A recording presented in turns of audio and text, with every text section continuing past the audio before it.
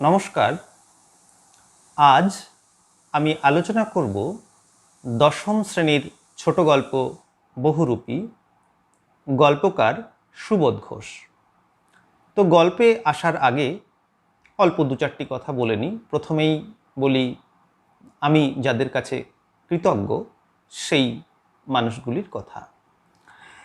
এই গল্পটি আমি পড়তে শিখেছিলাম আমার এক ছাত্রের কাছে, এবং সে তখন দশম শ্রেণীতেই পড়তো।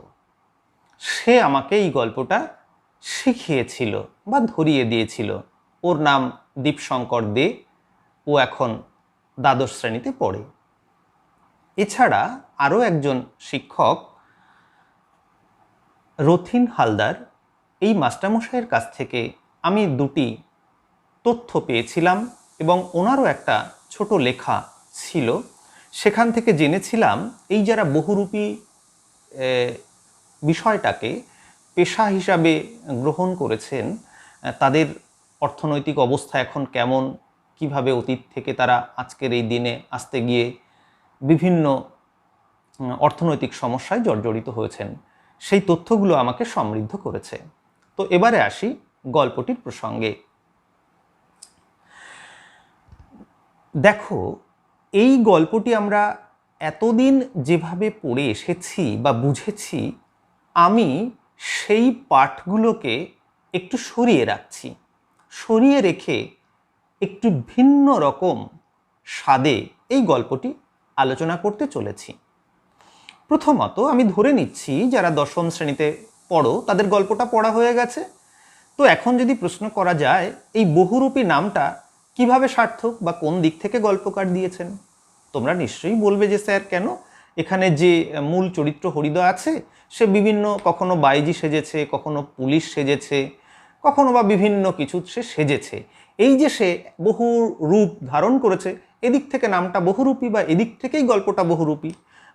তো আমি বলবো যে না, এদিক থেকে এই বহুরূপী নামটি সার্থক হয়ে ওঠেনি, বা গল্পকার সুবোধ ঘোষ ঠিক এরকম উপরের দিক থেকে গল্পটাকে একেবারেই দেখাননি।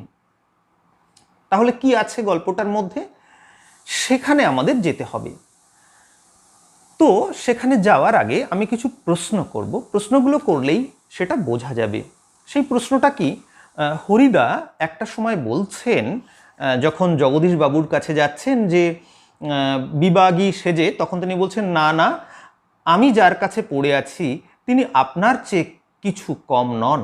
তাহলে আমি মানে বিবাগী হরিদা, তিনি কার কাছে পড়ে আছেন, এবং বলছেন যে তিনি আপনার চেয়ে কিছু কম নন, মানে জগদীশবাবুকে বলছেন যে আমি যার কাছে পড়ে আছি তিনি আপনার চেয়ে কিছু কম নন। তাহলে জগদীশবাবু তো অনেক ধনী ব্যক্তি, তাহলে ইনি যার কাছে পড়ে আছেন তিনিও তার সাথে কোনো অংশে কম নন।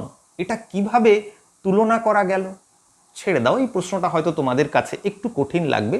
খুব সহজ করেই বলি, এই গল্পে অনেকগুলো প্রসঙ্গ আছে।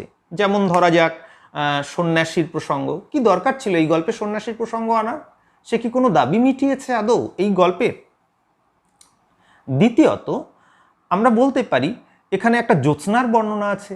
এই প্রকৃতি কিভাবে এই গল্পে বিশেষ একটা মাত্রা পেয়েছে? যাক, এ সমস্ত প্রশ্নে আসবো। আর সবচেয়ে বড় কথা, তোমরা অবাক হচ্ছ, কি হলো স্যার তো বললেন যে এই যে বিভিন্ন রূপ সেজেছে, এই দিক থেকে গল্পটাকে আমাদের গল্পকার ঠিক তুলে ধরেননি। এর অনেক অনেক গভীরতা আছে। কি সেই গভীরতা, সেটা তো জানতে হবে। তো আমরা দেখি গল্পটার মধ্যে কি গভীরতা আছে। তার আগে সহজে আমি ভাগ করে দিই এই বিষয়টাকে। গল্পটা একেবারে ফ্ল্যাশব্যাকে শুরু হয়েছে, অর্থাৎ গল্পটা শুরু হচ্ছে এভাবে, হরিদার কাছে আমরাই গল্প করে বললাম। তাহলে হরিদার কাছে আমরা গল্প করে বললাম, এখান থেকে যদি গল্পটা শুরু হয়, তাহলে জগদীশবাবুর বাড়িতে কিভাবে সন্ন্যাসী এসছে, আর হরিদা বিবাগীর রূপ ধারণ করে জগদীশবাবুর কাছে গেছেন, এইটুকুই গল্প। মাঝখানে এই যে হরিদা পাগল সেজেছে বা এগুলো এগুলো কিন্তু অতীতে হয়ে গেছে, সেটা গল্পের ফাঁকে যেন গল্পকার বলে নিচ্ছেন। গল্পের যে মূল ঘটনাটা সেটা কিন্তু এই হরিদার কাছে আমরা গল্প করে বললাম, এই সেই হিমালয় থেকে সন্ন্যাসী এসছে, তারপরে হরিদা বিবাগী সেজেছে, এই পর্যন্ত। তো এবার আমরা একটু গল্পে ঢুকি। তো এই প্রসঙ্গে আরেকটু বলে নিই কেমনভাবে বহুরূপীটা ঠিক বিভিন্ন পোশাকের মধ্যে, বিভিন্ন রূপের মধ্যে সার্থকতা পায়নি বা সার্থক হয়ে ওঠেনি। কেন সার্থক হয়ে ওঠেনি? অন্য একটা গভীরতা কোথায় আছে? যেমন ধরো আমরা আজকে একটা জামা পরলাম, কালকে আমি আর একটা জামা পরলাম। এই জামাটাকেই আমরা ধরে নিচ্ছি আমাদের একটা সাজ বা পোশাক। তাহলে কি আমরা বদলে যাচ্ছি? এটা কি আমাদের বহুরূপ হতে পারে? তা তো হতে পারে না। মানুষটা তো ভেতরে ভেতরে এক। তাহলে বহুরূপ কোনোভাবেই বাইরের কোনো তাৎপর্য নয়। কি করে গভীরের তাৎপর্য হচ্ছে সেখানটায় আমি যাওয়ার চেষ্টা করছি, শেষ পর্যন্ত কিন্তু শুনতে হবে। হরিদার কাছে আমরাই গল্প করে বললাম। অসাধারণভাবে গল্পটা শুরু করলেন, হরিদার কাছে আমরাই গল্প করে বললাম। তাহলে হরিদার কাছে আমরা গল্প করে বললাম, এই আমরাটা কারা? এখানে তিনটে শ্রেণী তৈরি হয়ে যাচ্ছে, বা তিনটে একটা সমাজের তিনটে শ্রেণী। একটা শ্রেণীতে আছেন হরিদা, যিনি শিল্পটাকে বা বহুরূপীর এই পেশাটাকে জীবনে বেছে নিয়েছেন, এটা অর্থাৎ শিল্পী হরিদা। আর একটা দিকে রয়েছেন সাধারণ মানুষ। এই যে আমরা চারজন, যেন চারদিকে ঘিরে একটা সমাজ যেখানে রয়েছে ভবতোষ এরা। আর একটা দিকে রয়েছেন জগদীশবাবু, যিনি ধনী ব্যক্তি। তাহলে জগদীশবাবু সমাজের উচ্চবিত্ত বা ধনশালী একজন ব্যক্তি। একদিকে রয়েছেন হরিদা, যিনি শিল্পী। আর একদিকে চারিদিকে চারজন বন্ধু, যেন চারদিকের সমাজ। এই সমাজের সাধারণ মানুষ, যাদেরকে আমরা বলবো সাধারণ মানুষ। এই সাধারণ মানুষরা কি চায়? এই সাধারণ মানুষরা যখন এখানে বলছে আমরা গল্প করে বললাম, আমরা মানে কিন্তু এই জনগণ, সাধারণ মানুষ। এরা কি করে? গল্প করে বলা মানে গসিপ করে বলা, গসিপ করে। এরা মজা নিতে চায়, কোনো কিছুর গভীরতায় ঢুকতে চায় না, বা গভীরতা তেমন করে বোঝে না, সব কিছু ওপর থেকে দেখে। এরাই হচ্ছে এই আমরা। আর গল্প করে বলার মধ্যে রয়ে যাচ্ছে এরা যে মজা করে বলে, একটু বাড়িয়ে বলে যে মজা পায়, কিন্তু সেই বক্তব্যের মধ্যে কোনো গভীরতা থাকে না, সেটা কিন্তু এদের চরিত্রে ধরা পড়ে গেছে। এবার কি বলছে শুনেছেন হরিদা কি কাণ্ড? উনানের মুখে ফু দিয়ে অনেকটা ধোঁয়া উড়িয়ে। এখানে বোঝা যাচ্ছে যারা বহুরূপী শিল্পী বা বহুরূপী যে বিভিন্ন সাজ পোশাক পরে থাকেন, তারা জীবনে প্রচুর অর্থ পান না, এবং বহু ক্ষেত্রে তারা যেন একেবারে ভিক্ষাবৃত্তির মতো করে জীবনটাকে অতিবাহিত করেন। এই যে উনানের মুখে ফু দেওয়া, কি করে যে দুটো চাল চড়াবে, দুমুঠো ভাত জোগাড় করবে, সেটাই তাদের কাছে কঠিন ব্যাপার। এই বিষয়টাকে তাৎপর্যপূর্ণ করে তুলেছে। জগদীশবাবু যে কি কাণ্ড করেছেন শোনেননি হরিদা? অসাধারণ। এইখান থেকে আমরা গল্পের ভেতরে ঢুকছি। প্রথম লাইন থেকেই ঢোকা যায়, কিন্তু আমি বেশি ব্যাখ্যায় যাচ্ছি না, খুব সংক্ষেপে চেষ্টা করব, রোজই আমি এটা করি। জগদীশবাবু এবং হরিদা, একটু ভাবা যাক, জগদীশ কার নাম? জগদীশ তো ভগবান বিষ্ণুর নাম। হরিদা কার নাম? হরিদাও তো ভগবান বিষ্ণুরই আর একটা নাম। এবং আমরা এটা জানি, জয় জগদীশ হরে, মানে যিনি জগদীশ তিনিই হরি। এইবার তো মনে হবে স্যার আপনি বললেন কি জগদীশবাবু এবং এই হরিদা আসলে এক? হ্যাঁ, এরা আসলে এক। এক মানে কি বলতে চাইছি? একটা গভীর, একটা দার্শনিক ক্ষেত্রে, একটা ভাব ক্ষেত্রে আমি প্রবেশ করছি। হরিদা, না রে ভাই, বড় মানুষের কাণ্ডের খবর কেমন করে শুনবো, আমাকে বলবেই বাকে। যাক, তাহলে বড় মানুষের কাণ্ডের খবর, যে জগদীশবাবু বড় লোক, আমি গরিব, তো কে বলবে? কিন্তু গল্পকার কিন্তু একটা লাইনের মধ্যে দুটো নামকে উল্লেখ করেছেন, অর্থাৎ জগদীশবাবু এবং হরিদা তাদের ভাবক্ষেত্রে অনেকটা এক। কারণ দুটি নামের অর্থ নারায়ণকে নির্দেশ করে। কেন নারায়ণকে নির্দেশ করে সেটাতেও আমি আসছি। 7 দিন হলো এক সন্ন্যাসী এসে জগদীশবাবুর বাড়িতে ছিলেন, খুব উঁচু দরের সন্ন্যাসী, হিমালয়ের গুহাতে থাকেন। এই প্রসঙ্গটা আনার দরকার কি? এই প্রসঙ্গটা আনার দরকার হলো, এবার আমি দ্রুত চলে যাচ্ছি। 7 দিন হলো, এই 7 দিনটাকে কিন্তু আমরা আবার গল্পে ঘুরে ফিরে আসতে দেখব, যেটা ভীষণ তাৎপর্যপূর্ণ। আমি প্রশ্নোত্তরের মধ্যে নিশ্চয়ই আলোচনা করব। খুব উঁচু দরের সন্ন্যাসী হিমালয়ের গুহাতে থাকেন, সারা বছর শুধু একটা হরিতকি খান, এছাড়া আর কিছুই খান না। সন্ন্যাসীর বয়স 1000 বছরের বেশি বলে অনেকে মনে করেন। দেখো এখানে অসাধারণভাবে এই সন্ন্যাসী চরিত্রটা এসছে। কি, যারা সন্ন্যাসী তারা সংসার ত্যাগী, সংসারকে ত্যাগ করে সে হিমালয়ে থাকে, তার মানে তার মধ্যে কোনো রকম এই সংসারের প্রতি লোভ নেই, যেটাকে বলা হয় মোহ এবং অহং থেকে তিনি মুক্ত। তাই হরিদা বলছেন তিনি বছরে সারা বছর একটা হরিতকি খান। হরিদা কি করেন? হরিদারও খাওয়া জোটে না। তাহলে হরিদার খাওয়া জোটে না, কিন্তু হরিদা ইচ্ছা করলে কাজ করতে পারতেন। গল্পকার বলে দিয়েছেন যে কোনো পেশা, জীবনের যে কোনো একটা পেশা হরিদা পেতে পারতেন, কিছু না হোক অন্তত কোনো দোকানে একটা কাজ করতে পারতেন, এরকম ধরনের ইঙ্গিত আছে। কিন্তু হরিদা এই একঘেয়েমি জীবন ভালো লাগে না। হরিদা কি পছন্দ করেন? হরিদা পছন্দ করেন শিল্প বা আর্ট। তাহলে আর্টে যদি যেতে হয় তাহলেও কিন্তু মানুষকে এরকমভাবে অনেক অহং, অনেক কামনা বাসনা থেকে মুক্ত হতে হয়। কারণ হরিদা খেতে পায় না। হরিদা খেতে না পেলে কি হবে? শিল্পের মধ্যে তিনি একটা আনন্দ অবশ্যই পান, সেই আনন্দটাই তার জীবনের আশ্রয়। তাহলে এখানে সন্ন্যাসী কি হয়েছে? সন্ন্যাসীও কি করেন? তিনিও নিশ্চয়ই সংসারের অহং এবং কামনা থেকে মুক্ত। তিনি মাত্র বছরে একটা হরিতকি খান। হরিদা ভাবছে তাই তো, এই সন্ন্যাসী কিসের আশায় পড়ে আছে? এই শরীরের কোনো রকম চাহিদা তার নেই, এই বস্তু সংসারের কোনো চাহিদা নেই, তিনি হিমালয়ে থাকেন, সব কিছু ত্যাগ করে একটা হরিতকি খান। আমিও তো কম খাই, তাহলে আমার চেয়ে ইনি তো আরও বড়। তাই হরিদা বলেন, সন্ন্যাসী এখনও কি আছেন? যদি থাকেন তাহলে কি করবেন হরিদা? একবার পায়ের ধুলো নেবেন, কারণ তিনি আরও বড়। কারণ এই সন্ন্যাসী সত্যের খোঁজে আছে। কোন সত্য? প্রশ্ন হচ্ছে এখানে ঈশ্বর বলতে কি বোঝাচ্ছে? পরমানন্দ। ঈশ্বরে হচ্ছেন পরমানন্দের স্বরূপ, যিনি নারায়ণ, তিনি পূর্ণ এবং তিনি পরম। এবং সেই পরমকে পেলে আমরা কি পাই? আনন্দ পাই, যে আনন্দের নাম পরমানন্দ। তাহলে হরিদা জীবনে কি পেতে চান? তিনিও খাবার পেতে চান না, তিনিও পরমানন্দ পেতে চান। তাই তিনি বলেন যদি সন্ন্যাসী থাকে তাহলে আমি তার পায়ের ধুলো নিতাম। তারপরেই কি বলছে? না, সে পেতেন না, ভয়ানক দুর্লভ জিনিস জগদীশবাবু ছাড়া। হরিদা বলছেন কেন? জগদীশবাবু একজোড়া খড়মে সোনার বোল লাগিয়েছেন পায়ের কাছে, তখন বাধ্য হয়ে পা এগিয়ে দিলেন, জগদীশবাবু পায়ের ধুলো নিয়েছেন। হরিদা বলেন বাহ, এ তো বেশ মজার ব্যাপার। আর কিন্তু হরিদার কাছে সেই আক্ষেপটা থাকলো না। হরিদার কাছে এখন বিষয়টা হয়ে উঠল মজার ব্যাপার। কি মজা? যিনি পরমানন্দের স্বাদ পেতে চান, সন্ন্যাসী হয়েছেন, তিনি কি করে ওই সোনার বোল লাগানো বিষয়ে মুগ্ধ হয়ে গেলেন? অর্থাৎ তিনি তার সন্ন্যাসিত্ব বা সেই পরমের স্বাদ নিতে গিয়ে যেটা তিনি অর্জন করেছেন, সেটা দিয়ে তিনি একটা মানুষকে ঠকিয়েছেন। এবং এই লোকটা যে কামনা বাসনা থেকে মুক্ত হতে পারেনি, সেটা হরিদার কাছে ধরা পড়ে গেছে। তাই হরিদা বলছেন বাহ, এ তো বেশ মজার ব্যাপার। এবার তাছাড়া সন্ন্যাসীকে বিদায় দেওয়ার সময় 100 টাকার একটা নোটও দিয়েছেন। সন্ন্যাসী হাসলেন। এখানে মনে রাখতে হবে, সন্ন্যাসী হাসলেন।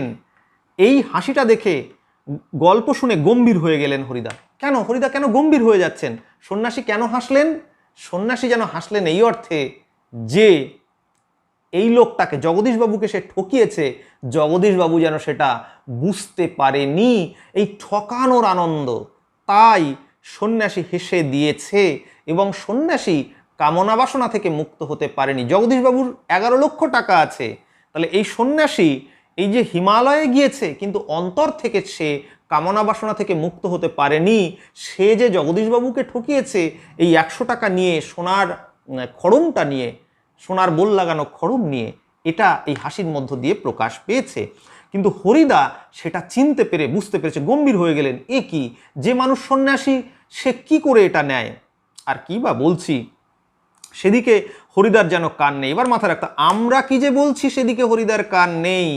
এইবার যারা ছিল এই ভবতোষেরা, এই যে 4 জন বন্ধু এরা আসে, এরা কি বলছে হরিদা কিন্তু সেটা দেখছে না। হরিদা অন্তরতম জায়গা থেকে, তার শিল্পের চরমতম জায়গা থেকে, অন্তর্দৃষ্টির জায়গা থেকে এই বিষয়টি বিশ্লেষণ করছেন। কিন্তু যারা গণ, যারা সাধারণ, তারা এটা দেখতে পারে না। তাই তারা বলছে আমরা কি বলছি বা বলছি না সেদিকে হরিদার কোনো কান নেই। যাক, এরপরেই আমরা দেখব যে একটা সরু গলির ভেতরে হরিদা থাকেন। সরু গলির ভেতরে, অর্থাৎ বাইরের কোনো আয়োজন নেই, বাইরের দিক থেকে একেবারেই সংকীর্ণ, কিন্তু তার নাম তো হরিদা। হরিদা নামের অর্থ এখানে একটু বলেই দিই। হরিদা মানে হচ্ছে যিনি মন হরণ করতে পারেন। হরি, হরি মানে হরণ করে নেওয়া। তাহলে হরিদা কি দিয়ে মন হরণ করেন মানুষের? শিল্প দিয়ে, সৃষ্টি দিয়ে। এবার একেবারে জগদীশ বাবু নামের ব্যাখ্যাটাও দিয়ে দিই। এক্ষেত্রে মনে রাখতে হবে, এই বিশ্ব সংসার কে সৃষ্টি করেছেন? ঈশ্বর সৃষ্টি করেছেন। তাহলে জগদীশ এই নামটার মধ্যে সেই নারায়ণ সেটা প্রতিভাত হচ্ছে। এই জগৎ সংসার হচ্ছে সৃষ্টি। তাহলে জগদীশবাবু কি খুঁজছেন? ঈশ্বর হচ্ছেন স্রষ্টা। জগদীশবাবু স্রষ্টাকে খুঁজছেন। তিনি টাকা পয়সা 11 লক্ষ টাকার মালিক হওয়া সত্ত্বেও তিনি টাকার মধ্যে সন্তুষ্টি খুঁজে পাননি। সন্তুষ্টি খুঁজে পাননি বলে তিনি ঈশ্বরকে খুঁজছেন, অর্থাৎ স্রষ্টাকে খুঁজছেন। সেই স্রষ্টাকে যদি পাওয়া হয়ে যায়, তিনি পরমানন্দের সন্ধান পাবেন, তাহলে তার জীবনে শান্তি নেমে আসবে। হরিদা, হরিদা কি করছেন? হরিদা শিল্পের মধ্যেই সেই আনন্দকে খুঁজছেন। এ প্রসঙ্গে আরেকটু বলতে হবে, এই জগৎ সংসারের একজন স্রষ্টা আছেন, তাকে আমরা বলছি নারায়ণ বা বিষ্ণু বা ঈশ্বর বা কেউ আল্লাহ, যাই হোক না কেন, স্রষ্টা। আমি তাকে বলবো স্রষ্টা। শুধু মিথিক্যাল দিক থেকে বলতে হবে নারায়ণ, জগদীশ নামের সঙ্গে যুক্ত। তাহলে এখানে স্রষ্টা দুজন। কে? হরিদা শিল্প সৃষ্টি করতে পারেন। হরিদা তিনিও একজন স্রষ্টা।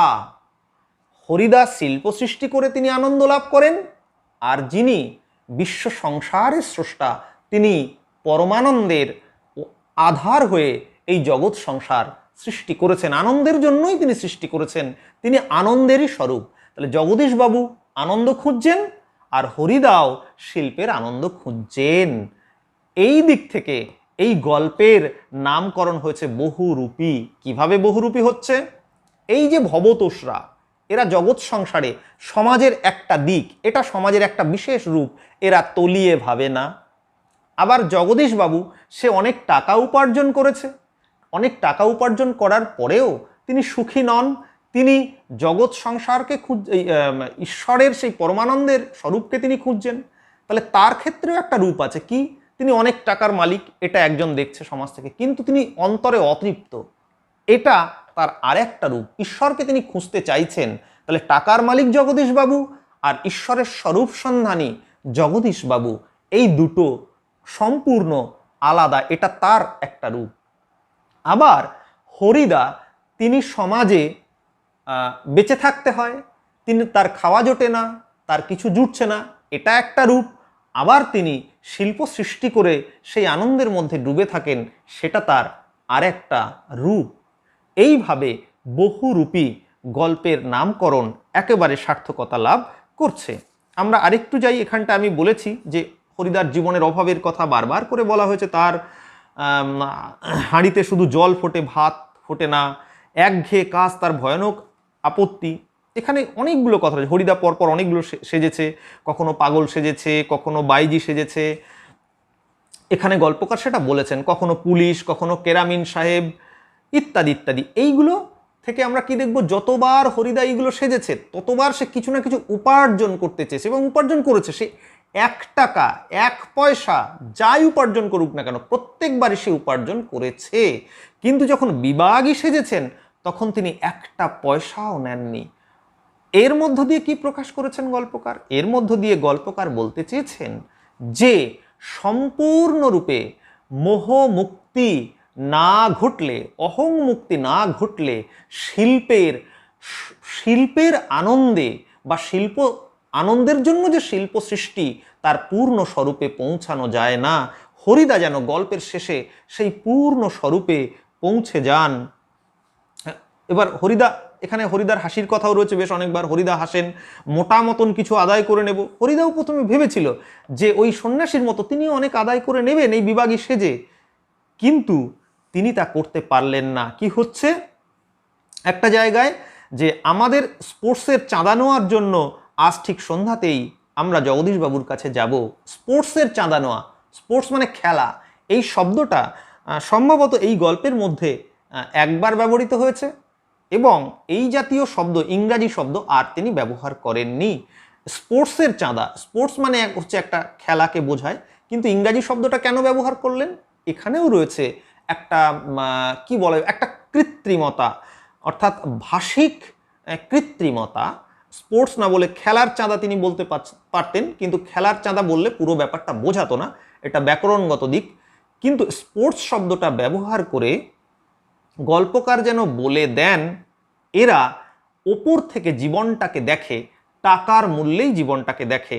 তাই ভবতোষরা বারবার বলেছে, হরিদা আপনি তো এই অল্প 2-4 পয়সা পাবেন, ও দিয়ে কি হবে, জগদীশবাবু কত টাকা আর বকশিস দেবে, 4-5 আনার বেশি নয়, 5 আনার বেশি তো নয়, কিন্তু আপনি যদি বেশি নিতে পারেন তাহলে ভালো হয়। অর্থাৎ হরিদাকে বারবার তারা একই কথা বলেছে, টাকার দিক থেকে, বস্তুগত প্রাপ্তির দিক থেকে হরিদাকে বোঝাতে চেয়েছে। এবার আমরা যাই 2 নম্বর পরিচ্ছেদে। 2 নম্বর পরিচ্ছেদটা আমি বলতে চাইছি বড় চমৎকার। আজকে এই সন্ধ্যার চেহারা, আমাদের শহরের গায়ে যে চাঁদের আলো পড়েছে, অসম্ভব সুন্দর এইটা যে কি করে তিনি চাঁদের স্নিগ্ধতার সঙ্গে, আলোর সঙ্গে গল্পকার মিলিয়ে দিচ্ছেন। এই চাঁদের আলো ঈশ্বরের সৃষ্টি, তার সঙ্গে আজকে হরিদা যে বিভাগই সেজেছে, এটা হচ্ছে শিল্পের একটা সৃষ্টি বা আর্টিস্টের একটা সৃষ্টি। আর্টিস্টটাকে হরিদা, তিনি সেজেছেন আর্ট থেকে, আর্টের উপর নির্ভর করে, একমাত্র আর্ট বা শিল্প সে সৃষ্টি করতে পারে। এবং আর্ট যে সৃষ্টিটা করে সে কিন্তু টাকার জন্যে করে না, সে শুধু আনন্দের জন্যই করে। ঈশ্বরও যেমন আনন্দের জন্য এই চাঁদ, সূর্য, পৃথিবী সৃষ্টি করেছেন, তাই চাঁদের আলো আর হরিদা যেন মিশে যান, আর চাঁদের আলোকে স্নিগ্ধ শান্ত বলে মনে হয়। ফুরফুরে বাতাস বইছে, জগদীশবাবুর বাড়ির বাগানের গাছের পাতাও ঝিরঝির শব্দ করে কি যেন বলতে চাইছে। গাছের পাতা কি বলতে চাইছে? গাছের পাতা যেন বলতে চায় যে আমরা সৃষ্টির একটা অংশ, এ যেন অনন্ত পরমানন্দের বহিঃপ্রকাশ। এই গাছের পাতার কথা, জ্যোৎস্নার স্পর্শ, বাতাসের ফুরফুরে বাতাস যেন বাতাসের একটা ধ্বনি, এই ধ্বনি যেন জড়, যেন একটা প্রাণ সত্তার দিকে ধাবিত হয়।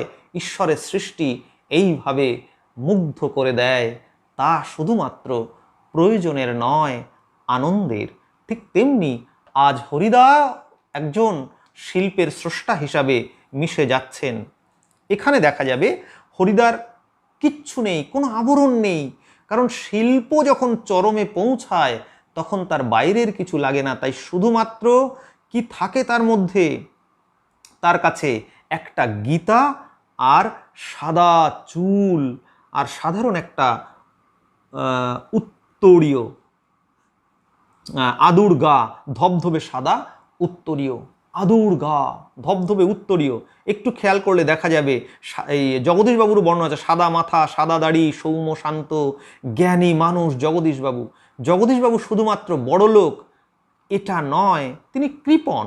গল্পে এটা বলা হয়েছে তিনি পয়সা খরচ করেন না, কিন্তু তিনি যে টাকা পয়সায়, অর্থে শান্তি পাননি সেটা বোঝা যাচ্ছে। সাদা মাথা, সাদা দাড়ি আর এই হরিদার ধবধবে সাদা উত্তরীয় কোথাও যেন একটা শান্তির বাতাবরণ তৈরি করে দেয়। কিভাবে? হরিদা শিল্পের আনন্দে বুঁদ হয়ে আছে, আর জগদীশবাবু পরমানন্দের খোঁজে, শান্তির খোঁজে যেন মস্তিষ্কের সাদা চুল সব কিছুর মধ্যে সেটাকে খুঁজে চলেছেন। যাই হোক, হরিদার হাতে কি থাকে? হরিদার হাতে থাকে একটা গীতা। গীতাকে একটু যদি আমরা ঘুরিয়ে বলি তাকে কি হয়? গীতার মূল দর্শন হলো ত্যাগ। তাহলে গীতা বের করে কি যেন দেখেন এই আগন্তুক, গীতা বের করে তিনি কি দেখেন? এই যে গীতা বের করে কি যেন দেখলেন, তারপর নিজের মনেই হাসলেন। কি হাসলেন এইটা মাথায় রাখতে হবে। গীতা বের করে সেই যে সন্ন্যাসী হেসেছিল, সন্ন্যাসী হেসেছিল প্রাপ্তির হাসি, শটের হাসি, কামনার হাসি। কিন্তু হরিদা যখন হাসেন সেটা নির্মল হাসি, আনন্দের হাসি। হরিদা বুঝতে পারেন শিল্প কত আনন্দ দিতে পারে, এই আনন্দের কাছে বস্তুগত প্রাপ্তি একেবারে সামান্য। তাই আগন্তুক এই মানুষটি যেন এই জগতের সীমার ওপার থেকে চলে এসছে, অসাধারণ ব্যক্তি। এই আগন্তুক মানুষটি কি হরিদা এই জগতের সীমার ওপার। এই জগতের সীমা কোথায়? এই জগতের সীমা হচ্ছে বস্তুগত সীমা, সেখানে খাবার চাই, টাকা চাই, অর্থ চাই, কিন্তু শিল্প যেন এই বস্তু জগতের সীমা অতিক্রম করে সেই স্রষ্টা ঈশ্বরের জগৎ থেকে আনন্দ লীলা নিয়ে আসে। তাই আগন্তুক এই মানুষটি এই জগতের সীমার, এ যেন ভবতোষদের অভিজ্ঞতায় নেই। জগদীশ বাবুও যেন ধরেও ধরতে পারেন না যতক্ষণ না হরিদা ধরিয়ে দেন।